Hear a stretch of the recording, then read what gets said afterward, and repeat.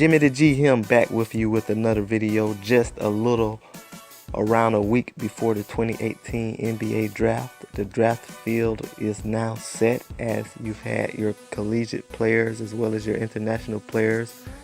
The ones that aren't going to be in the draft withdraw. Just recently we saw a couple of players I like, Larinus Barutis and Emmanuel Kate, withdraw from the international side. About a week or so before that, a little over a week, players from America, collegiate players, also withdrew. Donte Porter, one player I was excited about early in the draft process. Some of the analytics and some of his testing at the NBA Combine showed the need. Probably he should go back to school for 1 year. So we have a draft field that's set. We know who's going to be in the draft, and today I'll look at two prospects who I think have pretty decent floors. Their floor is that they will be an NBA player. They will be a contributor in some form or fashion, either at the end of the rotation or coming off the bench as a low end. But they also have the high end ability to be a starter and a key contributor to a winning team. I'm talking about Donte DiVincenzo of Villanova and Josh Okogie of Georgia Tech. Now these players are similar athletically, athletic testing off the chart. I'm looking at DiVincenzo as more of a point guard, or at least paired with a do-it-all Batman type of lead guard or shooting guard. In that case, DiVincenzo would play off of that player in a Robin role.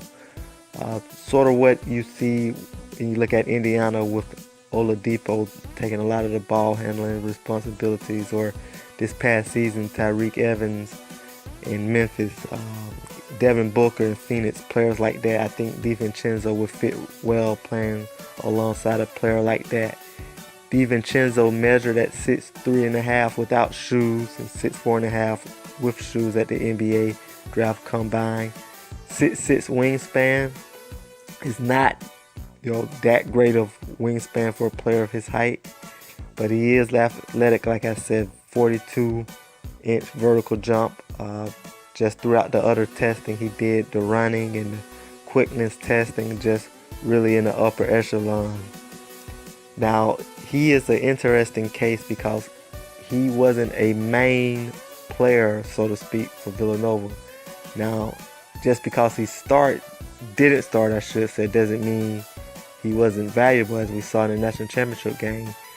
He still played 34 minutes per game, but the pecking order on that team was Brunson handling the ball, Bridges working off of that, and you also had your inside players like Spellman to get theirs either through call plays or just cleaning up what's ever left over. So DiVincenzo, despite the minutes, while he was coming off the bench, he still wasn't a focal point of that team. But in the time that he did play, he was very efficient, like most Villanova players are. In 9 games from the end of January to the end of February, where he actually started, he sort of showed what he could do. This the point of the season when he averaged 34 minutes per game. He shot 48% from the field, 34% from three-point land, 5 rebounds per game, 4 assists per game, 1.6 steals per game. He averaged 15.7 points per game over this span.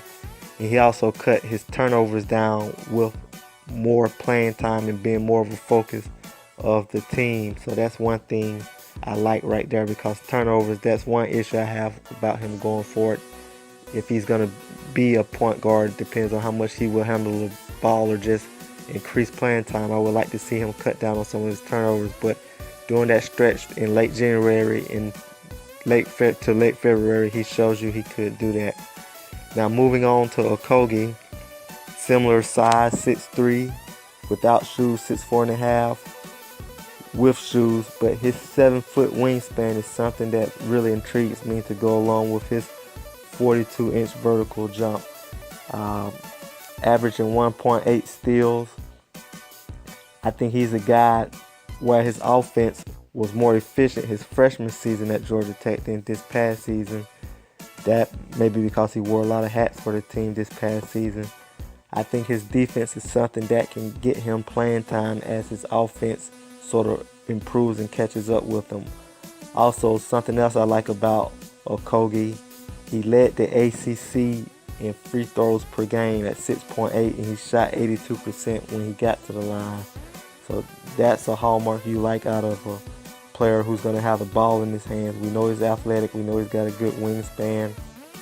He can really do some things with the ball in his hands. So if he is aggressive in any role in the NBA, going to the line, you know he can cash in. You know he can absorb contact and make plays like that for you. Just got to work on some of his shooting, which based off his freshman year, I don't think should be a huge problem. So you're looking at both of these guys as bottom line contributors to a team. It just, will they be able to take that next step to stardom? Can Okogie do something like Donovan Mitchell did the year previously? Or DiVincenzo, can he develop into an Eric Bledsoe type of a player? These are questions that you really don't know for sure. You just know they have the potential, and because of that, that's why they are being considered in the first round. Me personally, I think Okogie, because of what he does defensively, he would be a safer pick. And if you're picking at the late first round, you know you'll have a player who can contribute defensively. And if his offense catches up, that's a real bonus. DiVincenzo, I mentioned the turnovers issues with him earlier. It doesn't really concern me, but picking between the two, if Okogie and DiVincenzo both on the board, I give a slight edge to Okogie. But let's say Okogie's off the board and DiVincenzo is available, I have no problem picking him late in the first round, of course depending on who else is on the board. But these are two players I like and I think will be around the NBA for years to come. Jimmy the GM back with you with another look at the 2018 NBA Draft. Donte DiVincenzo, Josh Okogie. We'll see what happened in years to come with them. Once again, if you like the content you're receiving, just push your like button, tell your friends. If you're new to the page, subscribe to the channel. And just thanks for all your support. Thanks.